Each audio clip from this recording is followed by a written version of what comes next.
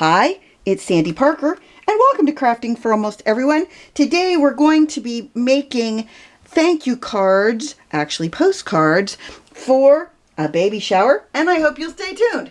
My nephew and his wife, as you know, are having their first baby, and I volunteered to make their thank you cards for the shower gifts. And let me see if I can just put this up so you can see for, at some point what it's going to look like. It's going to be a postcard with this little image on it. Hopefully you can see that. And it's a postcard because she thought it would be easier. I gave her an option of cards or postcards. She thought it would be easier and better for the environment to just do postcards. And I thought, I'm all on board with that. So I'm cut all of my papers down to 4 inches by 6 inches. That's postcard standard size, I think. I've done 19 of them. I just thought I'd show you how I kind of made it so it would be easy for me to keep them in and line them up so they're all in the same spot. I put 2 pieces of washi tape in. The one at the bottom always seems to get stuck, but this one goes on what ends up to be the right side of the postcard, and that goes along the bottom. Yes, I could have used my all the magnets I have, and I have plenty of magnets, but for some reason this stamp is thin, like not very deep, and so every time I used one of the magnets it just ended up getting stuck to the point where I couldn't get any image to print. And I keep forgetting to use this. I didn't have any issue with it once I started using the washi tape. And the washi tape ensures that it's in the same spot every time and it doesn't move. And I've used an archival ink so that when it goes through the mail, it won't if it gets wet, it shouldn't smear. That's my thinking anyway. And I've put them each through here twice. There's a little spot that just doesn't seem to want to print when I do this. So I made 20 of these. This was my 20th one. And I wanted to tell you a little bit about the stamp. The stamp is really a cool stamp. I'm going to show you what it technically should look like. I'll have to figure out the name of the company I got it from. But it has this flower image in the top corner. And I cut that image out because I haven't wanted to use it. I probably should have put it back in on this, but I didn't. But it is a really pretty stamp, and I'll try and figure out where I bought this. I've had it a long time, and what are the chances that they still make it? I don't know. But there you have it. So let's go on to the other side of the postcard.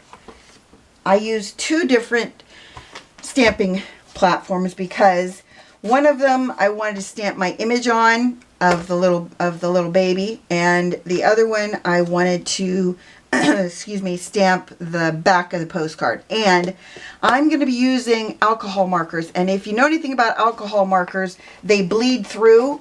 And so I thought what I would do is I would take the front and the back and attach them like this and just glue them together so that even though it bleeds through, you won't see it because it'll be in the back, and no, it'll be in the inside and no one will see it. It'll be a secret.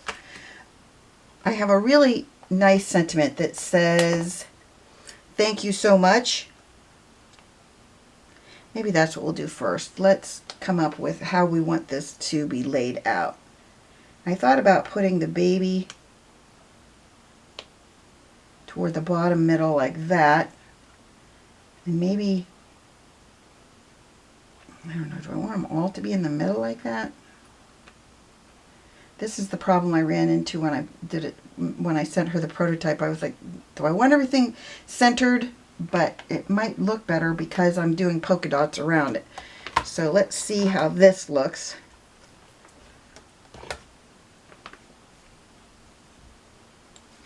I'm not worried about the thank you so much with the polka dots because I can put it right back into the MISTI exactly where I have it now. You can hopefully you can see it's in the corner, and I've got the magnet to hold it way in that corner. So hopefully I won't have any problems with not being able to have it where I want it. My postcard backs are all sticking there. I mean, sorry, my MISTI is so dirty. I've been really stamping up a storm. Where'd my... There it is. If you didn't see this, I made this in a video. Really simple to do.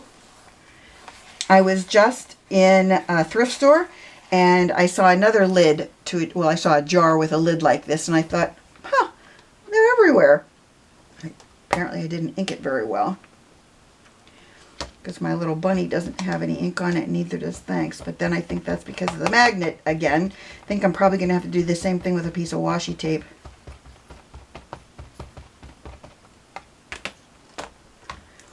Just because I can. The other thing I was thinking is, even though I have a mask, it's really hard to mask a clothesline, which is what this is. Alright, I'm going to hold that in place. Move that out of the way. Get a little piece of that washi tape.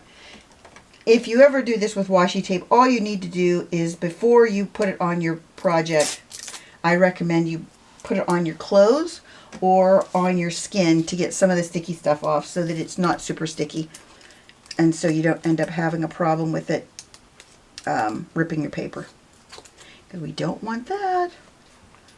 My little bunny rabbit just doesn't want to ink. Come on, bunny, this is your last shot at it. I'm not doing this again. The other thing I thought about doing, and I don't know yet if I'm going to do this or not, I thought about using embossing powder and heat setting it.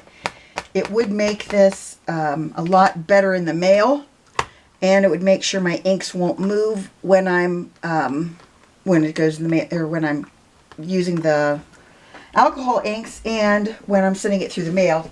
My bunny's looking a little bit better. I want to put a little more ink, one more round of ink on our bunny, and I think he's ready to roll. I'm going to open my embossing powder, get it ready. I'm just going to use clear embossing powder because I think clear always has good results for me. Black I sometimes have issues with, and I don't think I will with this. The only reason I'm doing this a third time is because I really want to make sure it's wet when I put the powder to it.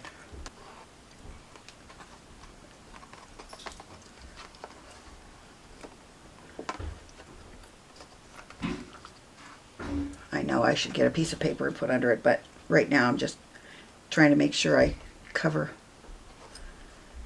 everything. And sometimes when you have it, when you've had adhesive attached to your card front like I did, you'll get a little bit of the crumbs from your powder sticking to that. So you want to make sure you wipe that off. And I should have used my embossing buddy, but I didn't. It's the confidence I have from using this kind of clear embossing powder. You don't have as many issues with it. You know, even if you do have a little bit of it left over on your background, you don't end up having a real problem with kernels of it. And all you do, if you've never used embossing gun or heat embossing, all you have to do is wait for the image to go from a matte to shiny, then move on. If you wait longer than that, you're going to end up having your embossing powder go into the design and kind of absorb into the card. Now, I'm going to use a very light blue on my for my polka dots, and I'm using this stamp from Stampin' Up 1997, and it's called, it's a secret, we're going to call it Polka Dots. I don't know what it was called, but it's from 1997, and I've had it a long time, and clearly I've never used it. What I want to do with it is I want to stamp over my entire image, and if my polka dots aren't long enough to make the whole postcard, then I think I'll just cut off a little bit of the postcard, because I'm that kind of girl. But in the meantime, I did make a mask, what my plan is I put some Post-it note tape on the back of my elements. It was too hard to keep everything together in one mask. So what I've done is I've cut out the whole image, but some of these I need to put like that so that they're attached and will not be a problem, hopefully, when it's time to stamp over it. And the reason I wanted to do this is because I thought that if I masked it, then I would be able to have a nice background. So I got a little bit of black ink right there. I'm going to see if I can just erase it off with my pencil. That's better. Okay. So what I'm going to do is I'm going to use an old, and I mean old, Stampin' Up ink called Bordering Blue. It's not been around for a very, very long time. Probably as long as this stamp that I'm using. I've already practiced it once on this. That's what it's going to look like. So what we're going to do is we've got our image. And the best way to do it is to figure out the right side needs to be perfect. Ooh, almost got it. And so we're going to line it up with the right side. The reason the right side needs to be perfect is because that's where the stamp is. So you need to make sure that if you're going to cut off anything because you don't have enough stamp, like the polka dot stamp won't cover the entire image. If it doesn't cover the whole entire image, you want to make sure that the right side is intact because that's where our stamp is going to be. Remember that. See that? Now I could try and do that last line, or I could try something else, like maybe I could draw a stripe there. We will think about that in a minute. Let me take this off so you can see what this is going to look like. Okay, I came up with a new idea. This is another stamp called Stripes, old Stampin' Up stamp, as you can imagine. And I think I'm going to use one of the colors that they are using in their room is gray, and the other one is navy blue. So I think we will use an archival gray, and let's do, I'm only going to do a few of these stamp lines, maybe 2 of them. I just want to, I don't think I'm going to have a problem with it getting to, getting into the rest of my postcard, because I'm going to make sure that I only put on the postcard up to the spot that my problem starts at. And the way I'm going to figure that out, I'm going to put 2 pieces of washi tape, and they're going to be right up to where the pattern stops, because I don't want to have these lines. I'm going to ink it one more time so it's wet. I could just huff on it, but why would I? Huff means you blow on it. Not really blow on it. That's huffing. Okay, so you see my lines of washi tape. So I just want to put them so they're right up to that spot. So let's hope it worked. It's not bad. I'm going to work on that though. We're going to, before we're done, that's going to look better than it does right now. It's not horrid, but it's not great. So I'll just take my pieces off. And I think I'm just going to get some more gray markers. I'm going to get my regular alcohol ink markers, and we're going to color this so that you know exactly what it's going to look like when it's finished. So now it's time to color our image, and I think it's, well, I know I'm happy with the colors I've chosen. I played around a lot with it, and in the end, this is what I've come up with. So let me put that aside so you can see it, and I'll just kind of quickly go through my process. I used a marker, a black marker, alcohol, obviously, because these are going to go through the mail, and if they go through the mail, and I used a water-based medium, and the mailman got them in the wet water somehow, then they would end up being really bad.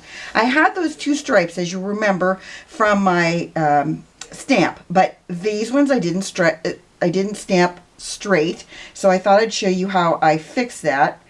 I put my ruler up against as close to the edge and as close to the part that was uneven, but trying to make sure I kind of, like this bottom doesn't exactly cover all of it, but covers enough of it. And then on this side, get that out of the way, on this side I'm going to go to the top part where it's you see how now it's straight? Well, you'll see in a second. And then this one I'm going to do kind of the opposite. I'm just going to put my line right here. And I'm not going to, well, I might as well do the black on the edge, because why not, right? And then just kind of make sure I covered the edge. So then, I'm done with the black. I have two grays. This one is 157. It's called Smoke Gray. And then this one is a blue gray, but this might not be the right one. We'll know in a minute. I had a devil of a time with some of my markers. And let me see if I can find one of the cards that I really had an issue with. What happened was I hadn't used one of these sets of markers for a while.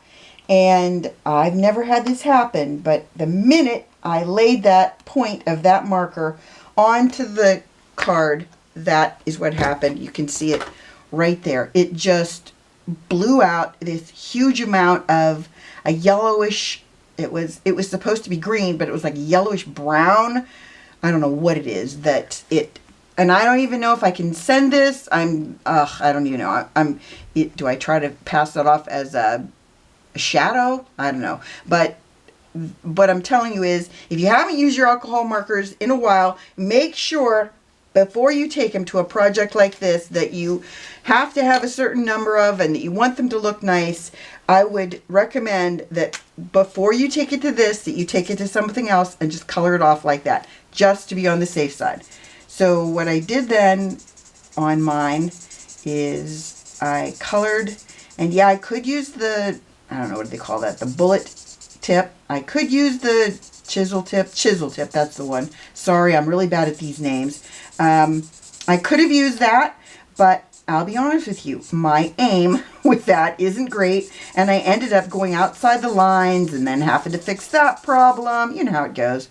Once you make one little mistake, then it snowballs and it just goes into a world of mistakes. So I just stuck with the smaller tip to hopefully be able to have more cards that come out looking better than a third grader did them. Third grader, that even it seems like a better than, more like a kindergartner is what I was thinking mine was looking like. Some of them didn't look good.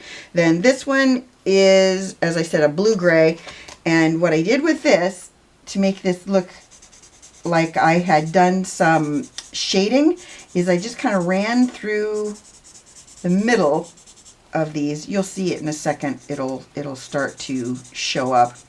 It lightened it up and it makes it look like I've done shading, when really all I've done is just kind of scribbled into the middle of these. And you have to make sure you do enough of it that you can kind of get that ink to get rid of the darker ink. You'll see it in a second if you don't now. Okay, so that's how I handled that. Then the next thing I'm going to do is the bunny. And the bunny I had some issues with as well because I couldn't get it. The colors, I just was never happy with them. So in the end, I used a bunch of different colors. Actually, at one point, I was so frustrated with the markers that I went in and used my Prismacolors and colored everything with my Prismacolors. Then I decided I didn't like that look. It was just, I've done everything twice at least. So, you know me. So this one is called Hazelnut. And this is a Blick marker. Again, testing it out. And I'm just going to color him.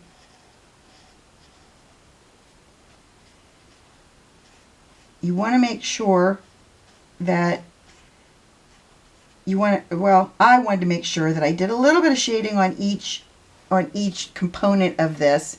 And so what I would do is I would choose a color and then I would decide, well, is that dark enough? And if it's not, then I would add another shade and then I would just keep going all over it and over it.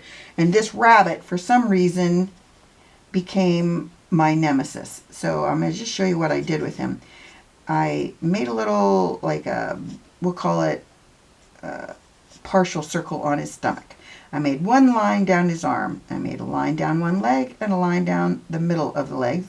Then I did a mark on his feet, and then I went through the middle of his ear. Then, because I didn't have enough to do, I decided, well, wait a minute, why don't I just go back over it with another color? And I thought I went back over it with that same hazelnut, but then I decided I didn't like the hazelnut, so I might have done this. It's called rose beige, but I don't think, well, it doesn't look like rose beige. Let me make sure. Yeah, that's probably it. So then I went back over to blend out some of my lines with this color so that I had, like I said, some shaded marks on this rabbit.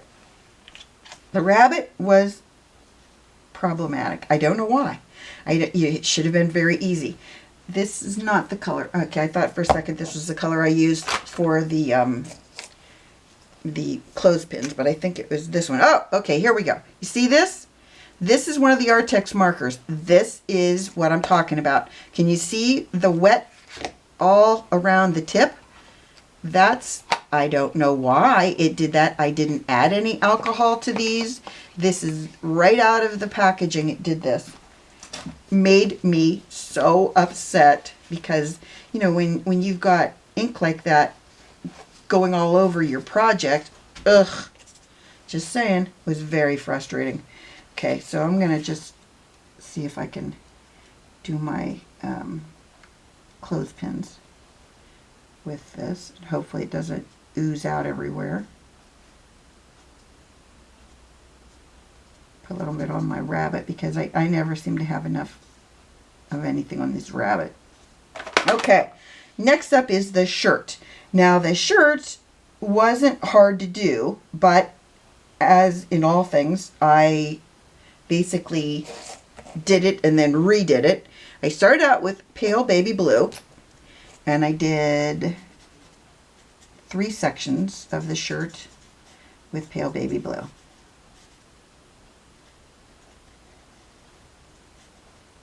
Then, for some reason, I didn't love that, but we're not gonna stop there. Then I decided I needed a yellow as the other color, which, you know, yellow and blue, baby boy colors. I'm gonna just, oh, this marker's dry. Why wouldn't it be? I had to find the ones that I used the first time because I put them away and then I had to go back and get them. So obviously I didn't really use this one, even though I'm faking it right now like I did. Okay, so I went in with this yellow that really I didn't do, you know, you can't see it now, but then I decided, oh, I don't really like that.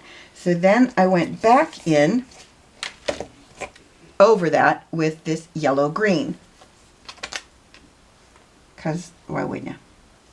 But that's not all I did on these shirts because, like I said, I was never happy with any of the things I did. So I just kept going over them and going over them and going over them. And in this case, I decided that I needed something on the blue. What I needed on the blue was a stripe, in my opinion. So I went with this darker phthalo blue. And I did this. I just took my marker and I made lines across like this. I'm not done, because why would I be? This is Crazy Sandy in action. Then I said to myself, oh, well, that line is way too dark. Let's go back over it with that original pale baby blue. And so then I went back over it with the pale baby blue. But now I've got those two lines that are in there, which made me happy. So in the end, I'm happy with the shirt. Just saying. Then let's go to the baby. The baby actually was very easy, but you wouldn't think from the things I say that any of this was easy. I just colored the baby's face in, I'll tell you the color in a second, and his hand. This is salmon pink. And then I, of course, had to go and make some blush on him. So then I took fruit pink, and I just kind of did a little mark like this in his cheek. And that's how I did him. He doesn't look the same as this one, because this one is done with colored pencils, because, as I said, I got so frustrated with markers that I had to... Then I decided, oh, wait for it, this gets worse. With the baby, then I decided, well, that he looked too beige, so I colored him back in with that pink, the whole face with the pink, and I went over him with this cherry blossom pink, I think. Yeah. And did a little bit, did the blush in the cherry blossom pink, because that's how crazy I am.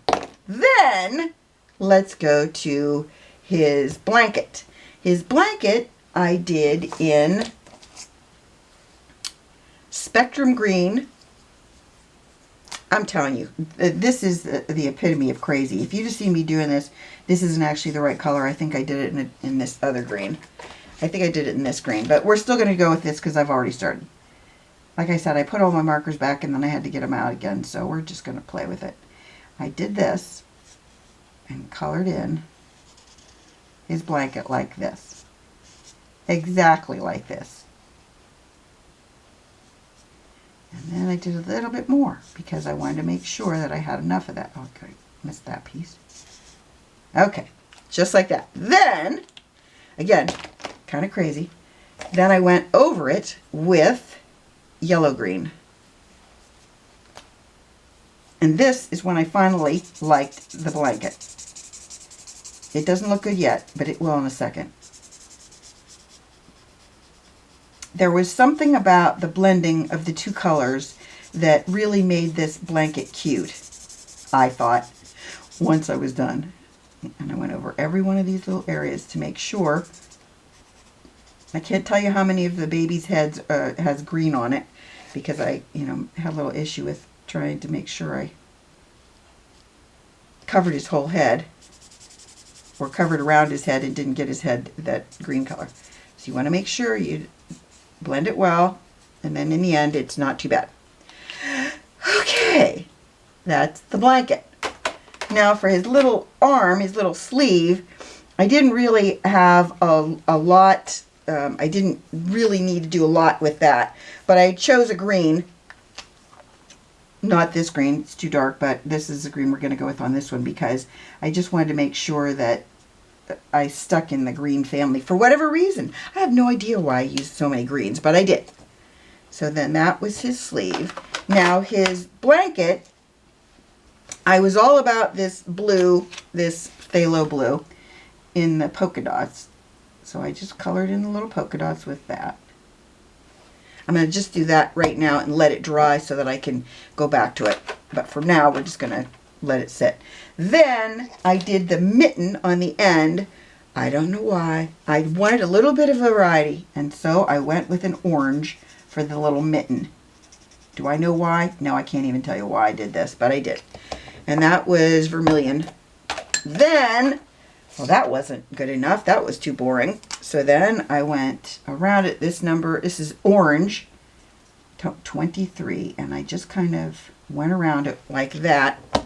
And I let it set long enough so I could decide if I liked that look, or if I wanted to do more. And I decided, of course, what did I decide? Of course you know what I did.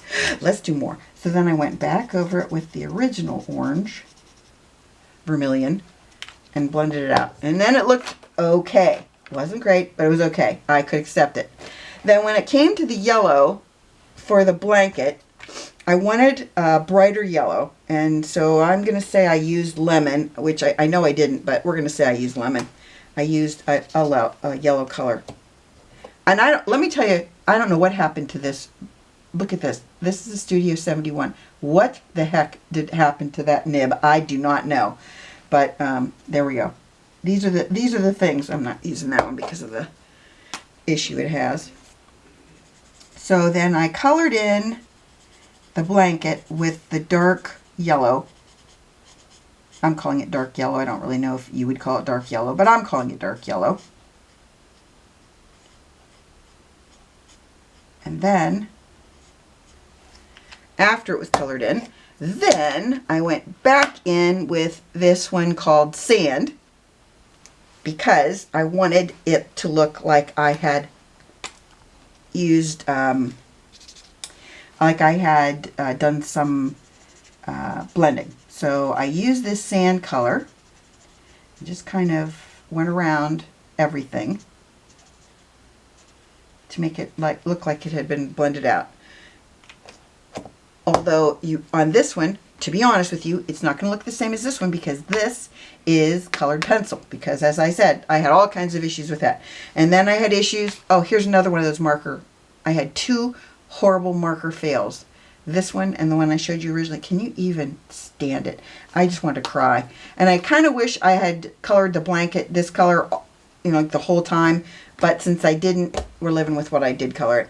And I thought about using this sand and going over the rabbit a little bit, but then the rabbit that rabbit is going to be the death of me, because I just kept getting so upset about it. Just didn't look right, and I just thought he was so, I don't know, he didn't look right to me. So then I gave him a little cheekbone action there, because why wouldn't you? And that, my friends, is in a nutshell how I colored these in. Oh, one other thing I did.